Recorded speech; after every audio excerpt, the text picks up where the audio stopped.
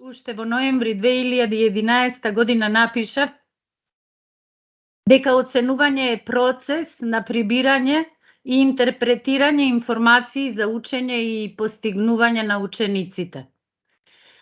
Потоа дека самите критериуми по кои што ги оценуваме учениците фактички ги изведуваме или ги правиме од стандардите, тука наведов две дефиниции кои што ги опишуваат. Всушност се работи за една те иста дефиниција, само што е поинаку искажана. Значи, стандардите представуваат прифатени описи на нивоата на квалитет и квантитет на знаењата што се очекува учениците да ги постигнат на крајот на определен период од образованието. Или стандардите представуваат конкретизирање и диференцирање на постигнувањата на учениците по нивоа. Тоа овозможува објективно и валидно гледање на нивните постигнувања и го олеснува нивното мерење, вреднување и оценување. Тука е и нивоа на знаење, она Блумова таксономија без која не можеме и денес. Значи, неизоставна е и тогаш и сега, веќе со децении, Блумовата таксономија е таа која што ни помага во изградба или градење на критериуми за оценување, без разлика за какви знаења се работи. Тука е и формативното оценување, за него ќе го спомнам само малку во вториот, во главниот дел, ова е реков само во овед, зашто без него не можеме, веќе повеќе од 2 децении го спроведуваме, а не само 2 децении, порано истото го правевме, само што така не го дефиниравме, односно така не сме го ословувале. Сега, еден дел кој што, оти ова е 2011 година направено, па кога го ископирав од страната на БРО, не го гледав дека е на латиница, сега ете гледам дека е така. Се работи за сумативно оценување, кое што не верувам дека било кој од вас тука го спроведува така како што е наложено или така какви се барањата според програмата на БРО, зашто ова од тогаш до денес воопшто не е сменето.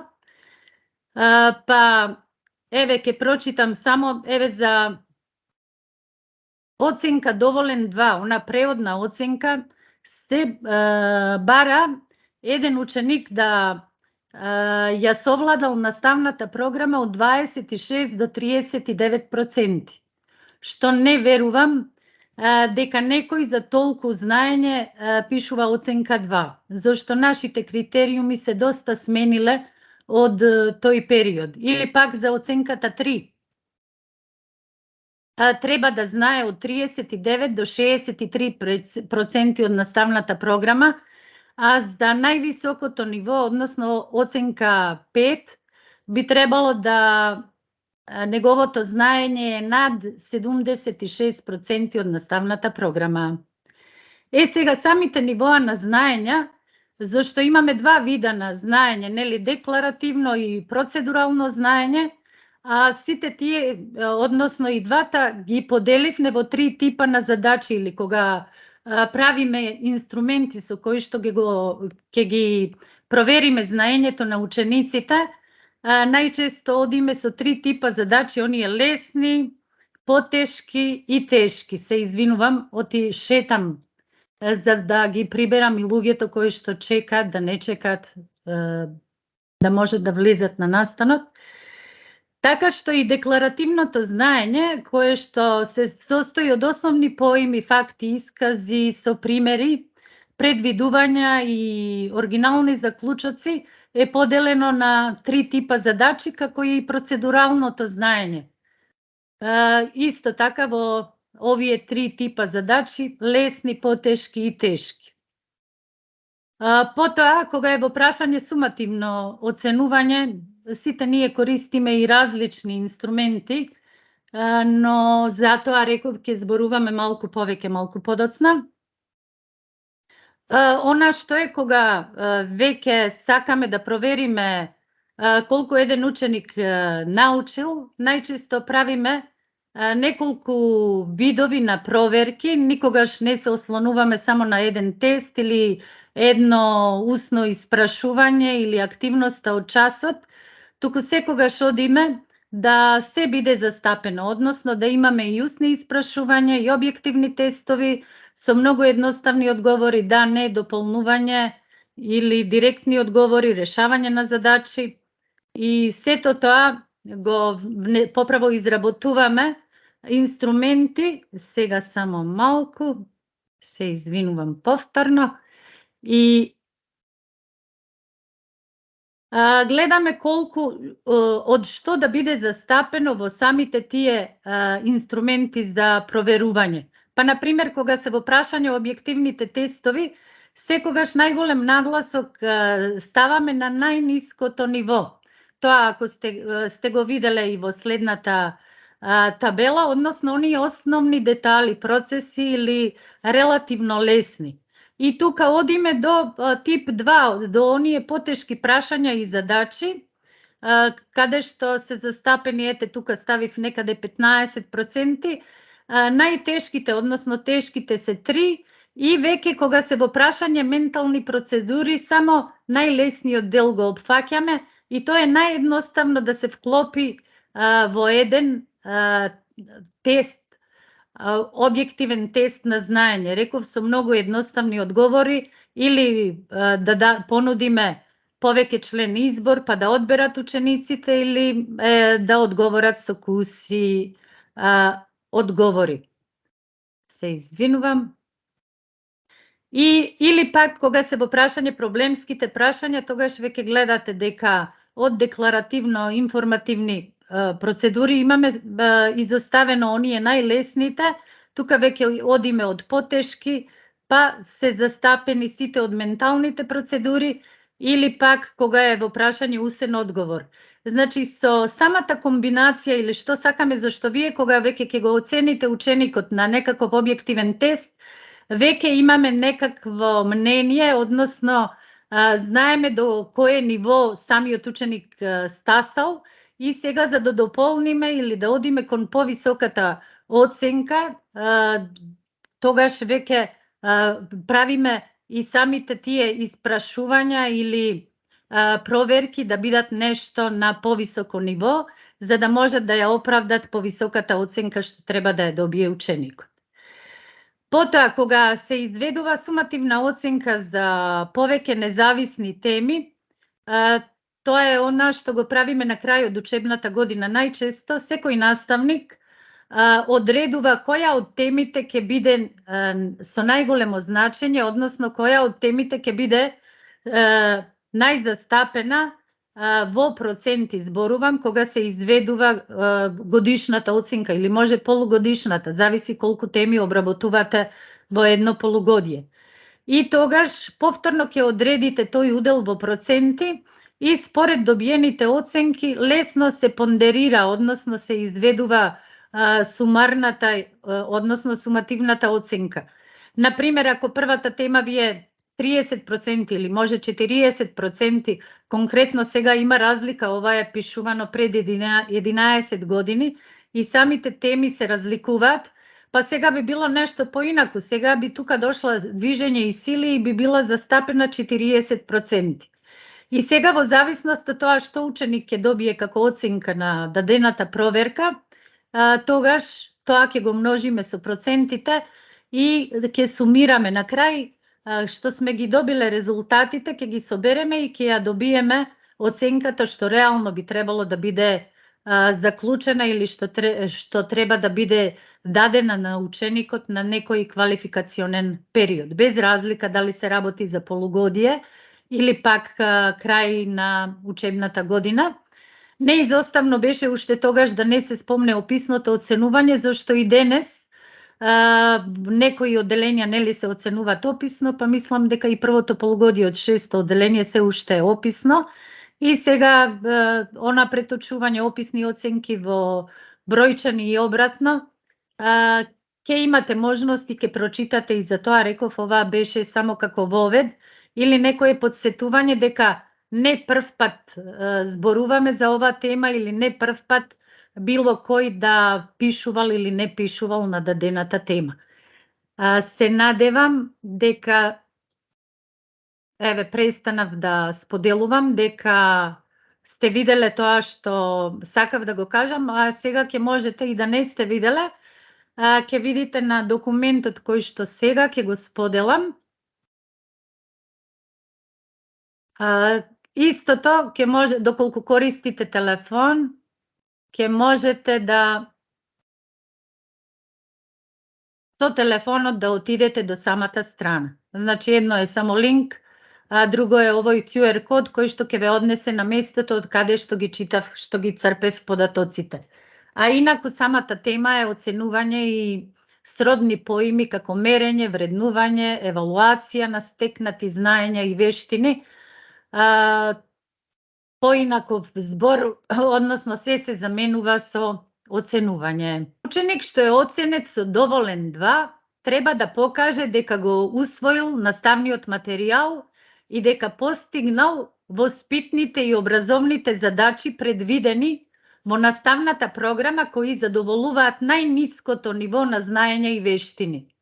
Тоа покажува низок степен на работните навики и работната култура на ученикот кој одговара најчесто само на сугестивните прашања, а на писмените проверки прави груби грешки.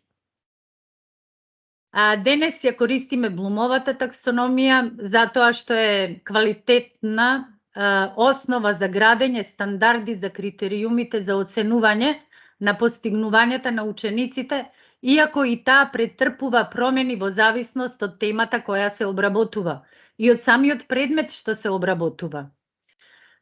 Ги изработуваме критериумите, но колку ги користиме, тоа е друго прашање. Некогаш критериумите си ги изработуваме колку за нас или доколку се појави некоја инспекција или некој што сака да направи увид во нашата работа па да имаме што да покажеме. Имаме големи проблеми со оценувањето, односно не ги користиме критериумите од разни причини.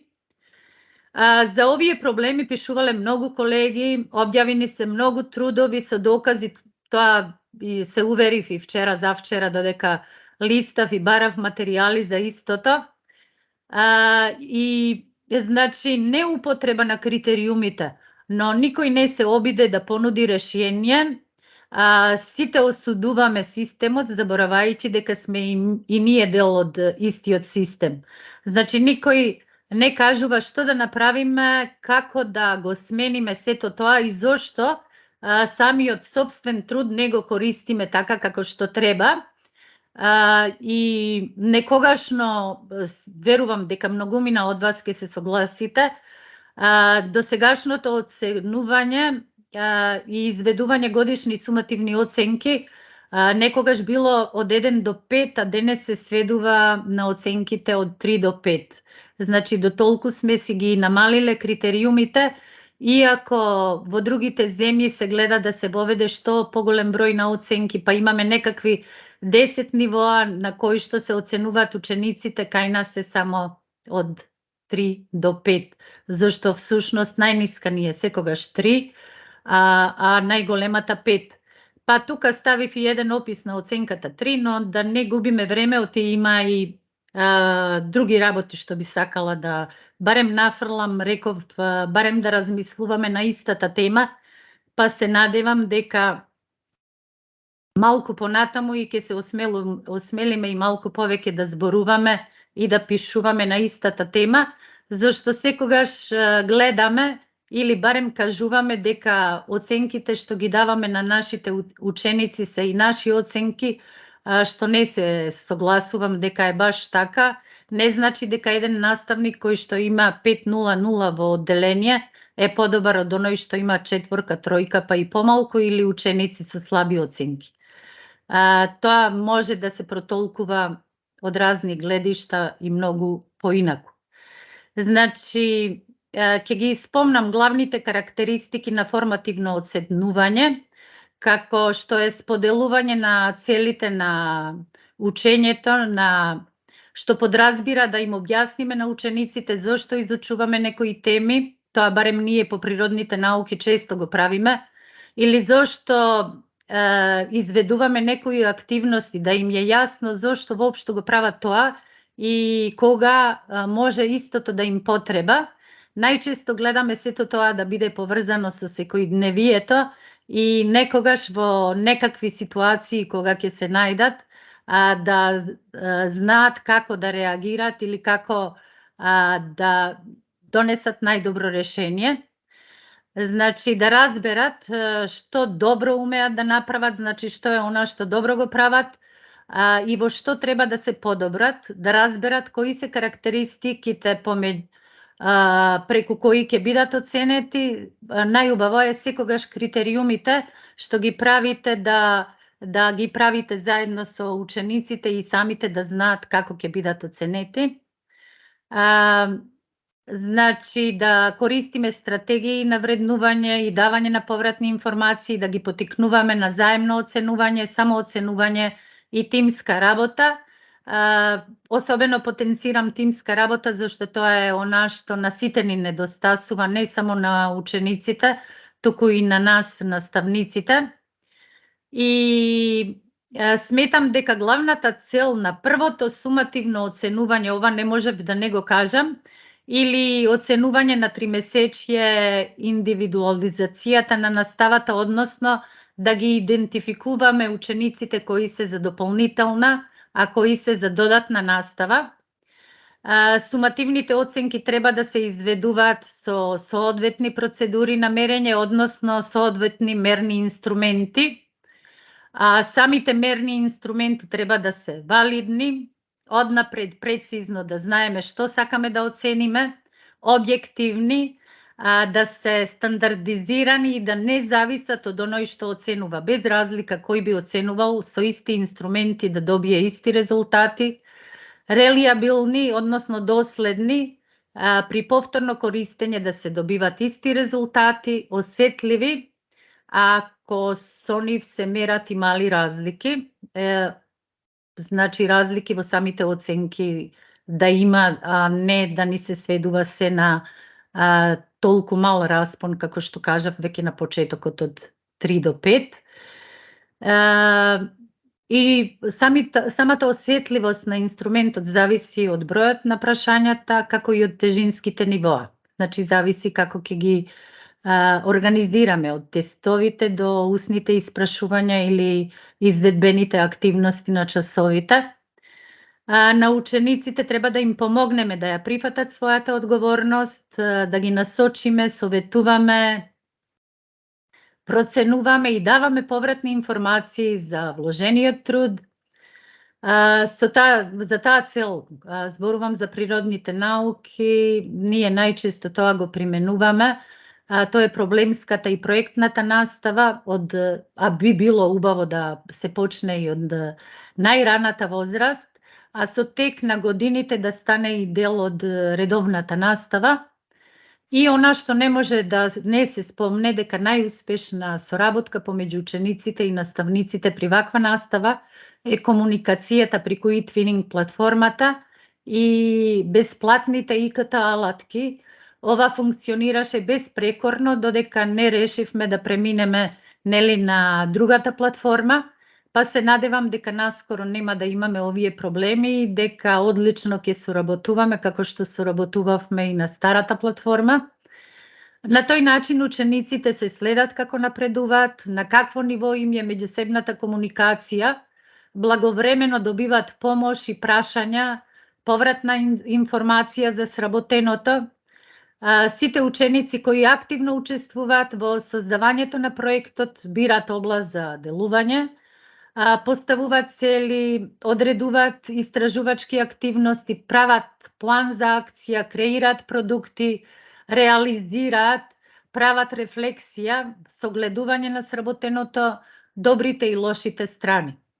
Наставникот наблюдува, охрабрува, мотивира, оценува, со грижливо одбраните образовни активности кои подолго трајат и во чии фокус е ученикот, можеме да ги оцениме преку неговиот труд кој може да биде мултимедијална презентација, рачна изработка, книга, постер и било што друго, макета. Адаптација и популаризацијата на иновативните методи на учењето и оценувањето е неминовна, но сепак неочекувано предолго трае, а и кон овие методи има се поголем отпор, зашто најчесто се јавни, ученикот и родителот знаат што, како и на кој начин ќе се вреднува и како ќе се обработува. Сега еден конкретен пример, повторно тука ќе престанам да го делам ова. Еве, се надевам дека го гледате ова. Ова е сега темата што ја обработувам. Со деветите оделенија електрицитет и магнетизам. И што правам? На самиот почеток од темата дадена е темата кога почнува да се обработува, кога завршува, какви проверки на знаење и кога ќе имат. Она што треба да го имаме нели сега на третото тромесечие, па од таа причина темата е и поделена. По електрицитетот веднаш ќе имаме една проверка, а потоа ќе правиме и на целата тема.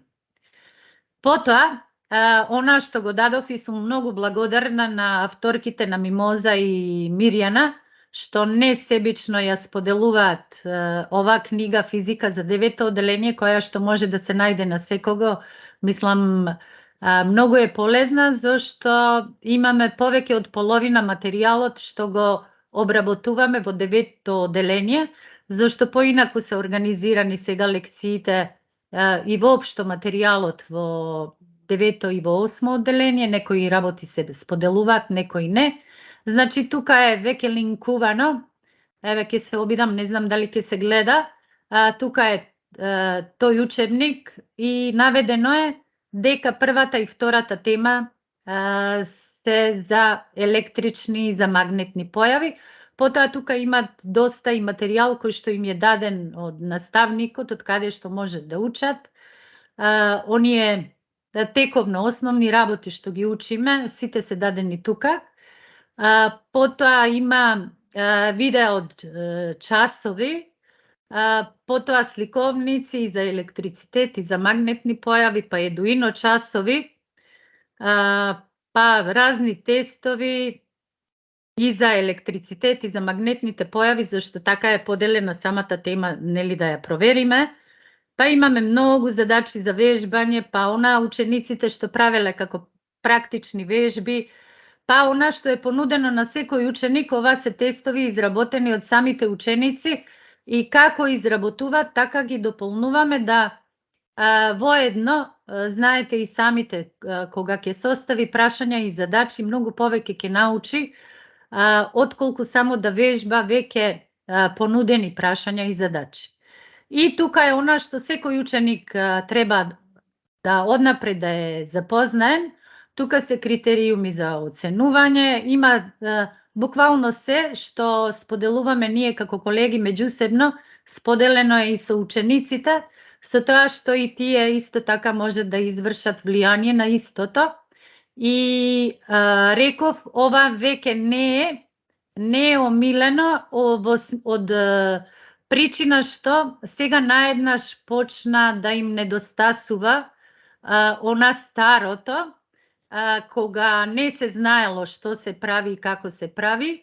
Значи, сега ви го покажав овој сајт, реков тоа ми беше една домашна задача, која што ја завршив многу одамна и сега е прилагодена за да може да биде искористена од осмите и деветите оделенија и опфатена е сета програма по предметот физика, осмо и девето оделение и познато е, дадени се тематско распределение, критериумите за оценување, тоа што ќе се учи, вежби и се она што е потребно добро да се совлада некоја наставна тема.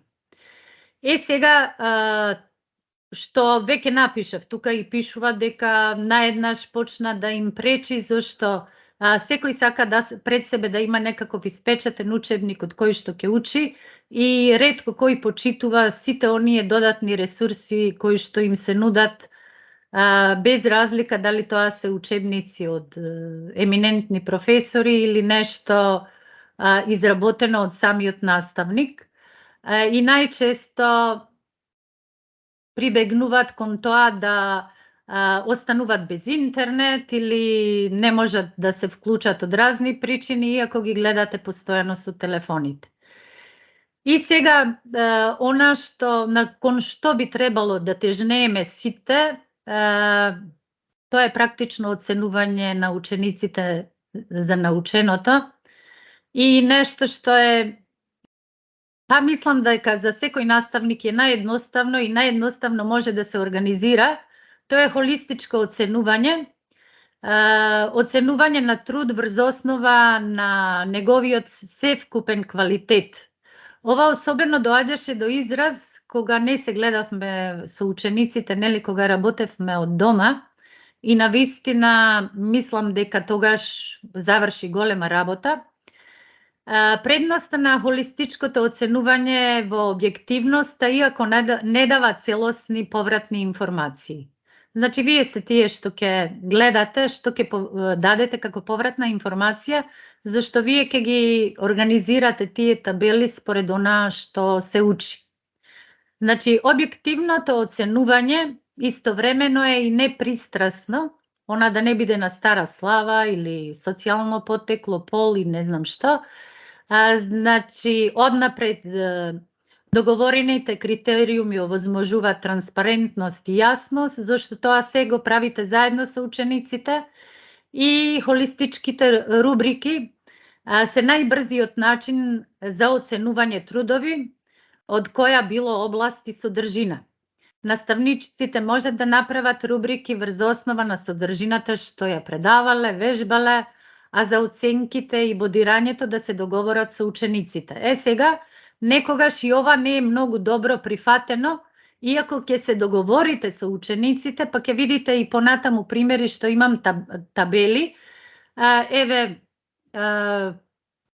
последно може како пример да биде со 8 одделенците, завршивме една тема која што траеше цело полугодие и се договоривме месец декември да го обележиме како месец на наука, зашто од 1 декември до 24 декември изведувавме експерименти.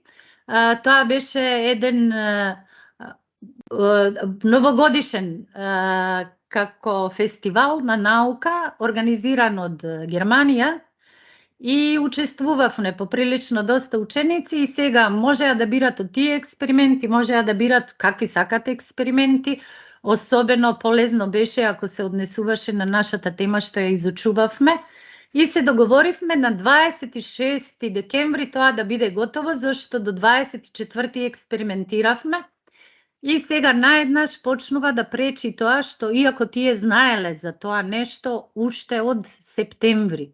Па сметајте од септември до 26 декември, за да не сработат ништо и се да се случува во последниот ден да се прави, зашто им дадов опција или да подготват, па ќе направиме во самата училница реално прикажување на експерименти, или пак можат да снимат видеа, со тоа што во текот на снимањето можеа да ме повикат за консултации кога и да сакат. Дали онлайн, дали реално во училиште, сосема сеедно.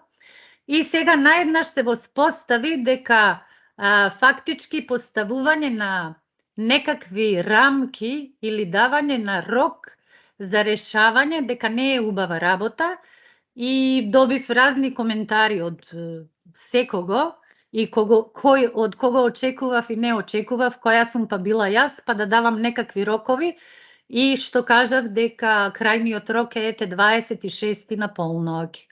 И значи, кога правите таа листа за бодување, треба да направите во согласност со учениците и да истакнете дека тие се тие што го направиле тоа, зашто и ние се договоривме кога требаше да оценуваме, одевме например до 3 поени, имаше 0, 1, 2 и 3 поени. 3 поени еве кога воочува проблем, поставува хипотеза, планира експеримент, изведува, интерпретира, а 0 поени беше да задачата не е извршена во ниту еден аспект во договорениот период. Значи не го завршиле тоа тогаш кога требало да го завршат. И повторно и тоа не беше добро, иако го правевме заедно. А што би било да не сме го правеле заедно, туку едноставно да сум го дала како критериум. И од таа причина за многу работи треба да внимаваме, зашто колку и да работите, колку и стаж да имате, секогаш по секоја случка или по се нешто ново што ќе употребите во вашата настава, ќе научите нешто. Значи се е школа. И ова, мислам, го поминав во предходното, изведување сумативна оценка на ученик на дадена тема. Не, тоа беше годишна оценка. Ова е на дадена тема, значи самите вие повторно ќе решите какво влијание ќе имат устните одговори, какво тематски тестови, какво влијание во проценти, зборувам, активности на часот. Секој може да постави различно, сосема е сеедно, но најубаво е секогаш да се договарате барем на ниво на активи, ако не може, еве, на ниво на општина, па сите училишта, уште подобро на ниво на држава, и секогаш да биде сеедно дали еден ученик ќе учи во некоја школа во Гевгелија, во Скопје, во Струмица или не знам каде, од каде и да доаѓат во некое средно училиште, нивните знаења да бидат приближно исти, а ќе бидат приближно исти само тогаш кога приближно исто и ќе оценуваме, односно ќе вреднуваме. Така што би можело ово да се изработи и реков на ниво на Македонија, па сите исто да оценуваме. Ова ми остана бодовна скала од тест, гледате и самите каков е критериумот. Подолу ќе видите, имам и некои примери од тестови, да видите како од прилика изгледа. И реков и самата тема и што ја избрав да зборувам за неа, не мора да значи или не морате со ништо од тоа што го кажав да се согласувате и не мора да биде прифатено. Ова е само мое гледање и се надевам дека ете вие ќе бидете утре иницијатори и ќе споделите некоја ваша практика или некое ваше размислување. И сега, за да се подобри учењето и поучувањето, се спроведува формативно оценување, уште нели го нарекуваме оценување за учење. И исто така и за тоа потребни се инструменти, зашто и една формативна оценка не можеме така да ја донесеме доколку не сме убаво организирале што ќе вреднуваме, што ќе гледаме, за да повторно приближно исто ги вреднуваме учениците во секој поглед. И ова е конкретно за устна презентација. Значи, ќе почнеме од организација на самата презентација. Не мора да биде она класична презентација да сте дале да сработат некои истражување па да презентират. Може да биде, еве, да сте им дале како обврска, може да биде во пар, може во тим, може самостојно, да ве заменат, едноставно да одржат некоја лекција или да покажат како би сакале да изгледа еден наставен час. А вие да бидете фактички тој што ќе бодува или што ќе вреднува она што тие го сработиле, и повторно, најубаво е и самите критериуми, повторно да ги работите заедно со учениците. Значи, ова секогаш бара и она дополнителна работа и секогаш треба да сте во комуникација со учениците, за да можете убаво да ги издоговорите самите критериуми. И сега кога ќе ги договорите, еве како што е овде во организација, добро организирана презентација, мислите имат логичен редослед, по една мисла следи друга, сите премини меѓу деловите се складни, има добар тек. Значи, самите тие ќе кажуваат што би било она врвно што би можеле да понудат и што би тоа било што ќе даде најмногу бодови, или она што е најмалку бодови, и најчесто тоа завршува да воопшто не се потрудил или да покажува ограничено разбирање за самата тема. Потоа холистичка листа за оценување на есеј, тука веќе имаме некакви 5 нивоа. Едно е 0 или 0 бодови ќе дадете за она најниското, кога нема ни логичен распоред, кога не содржи доволно информации за темата, не е организиран, и она што очекувате како најдобро, кои содржи извонредни информации и така натаму. Подоцна ќе можете, реков, истото се и да го прочитате, ќе споделам. Потоа, ова е нешто повторно, ако се сеќавате од време на ПЕП, сите вие верувам дека сте тука помлади, ако има некои што се повозрасни, тие се сеќаваат тамо од 2009 до 2013 интензивно соработувавме и работевме преку УСЕЙД. Имаше неколку пилот училишта, ама подоцна скоро во сите училишта се изврши дисеминација и гледавме секој детски труд да биде добро вреднуван и да приближно имаме исти некакви критериуми.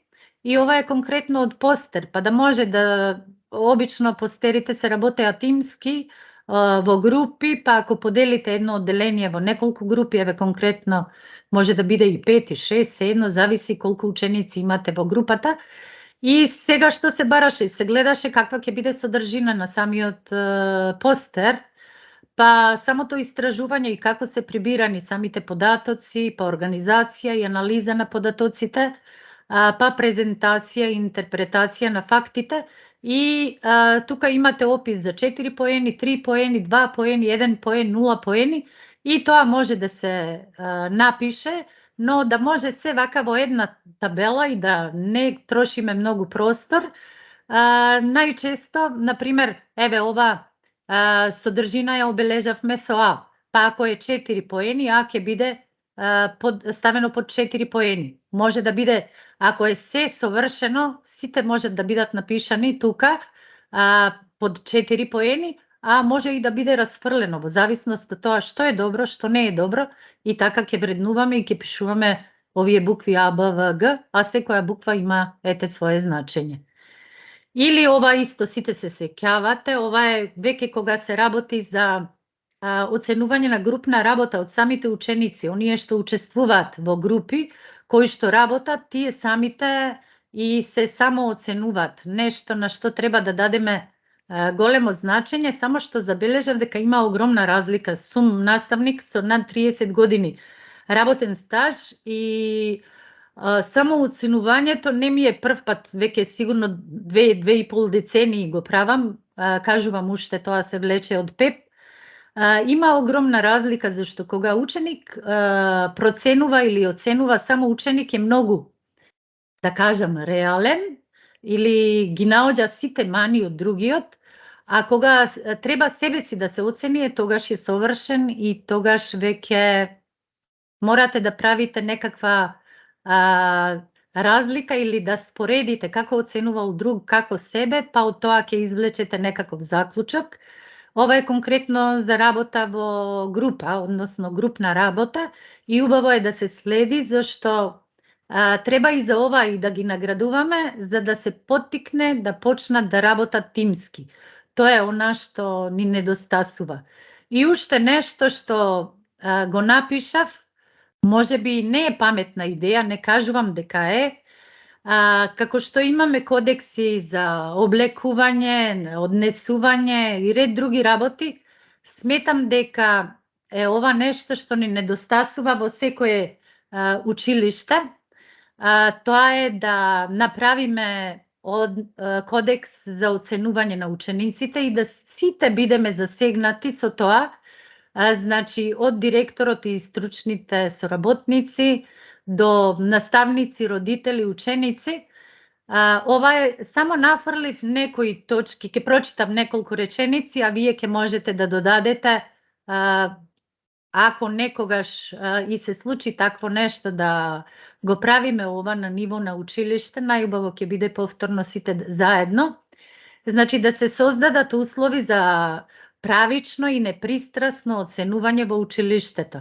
Тоа би било во надложностите, односно кодексот на директорите и стручните соработници, да спречува евентуална злоупотреба на резултатите од оценувањето во училиштето и да обезбеди праведен и навремен процес на жалби во врска со оценувањето.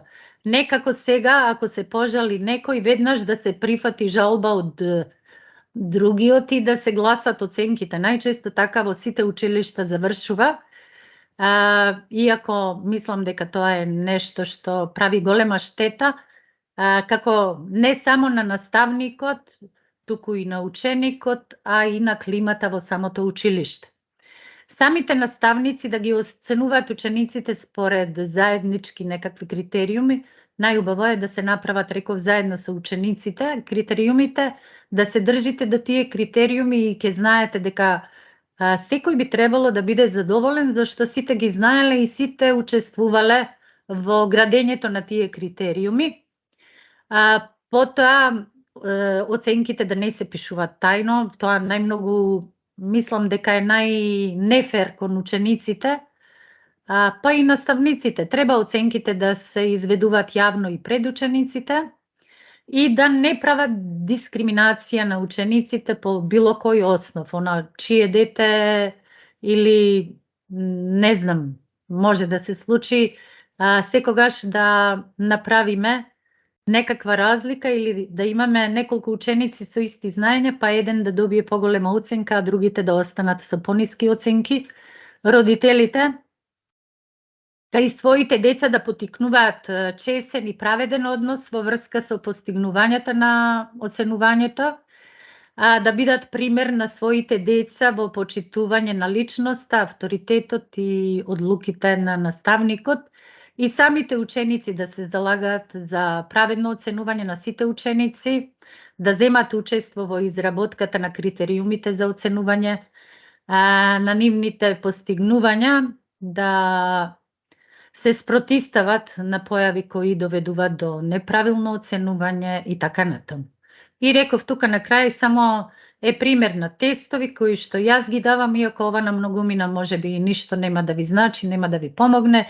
Секогаш имам шарено, барем 4 прашања со да заокружат, па кратко да одговорат, да дадат целосен одговор, да решат 4 задачи и сето тоа е како што видовте и предходно на идентичен начин вреднувано.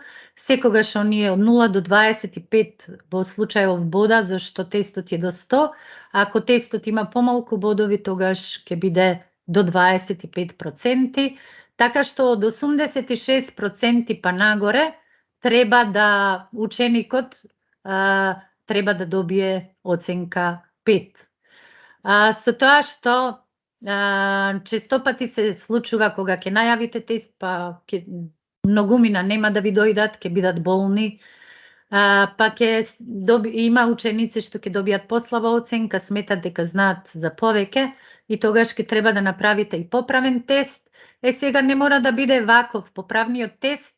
Забележав дека приближно исти резултати ќе добиете и со тестови, со тоа што имаме и поголем распон, поголема разлика во самото вреднување на прашањата, оние општи што треба секој ученик да ги знае, и задачите, значи, ќе одите по некакви нивоа на тежина. И тука ставав да има 5 прашања, кои што очекувам секој ученик да одговори, потоа една, да кажам, средно тешка задача, па и другата не е нешто тешка, ќе видат физичарите, зашто еве во последната треба само да умее да чита, односно да ги чита графиконите.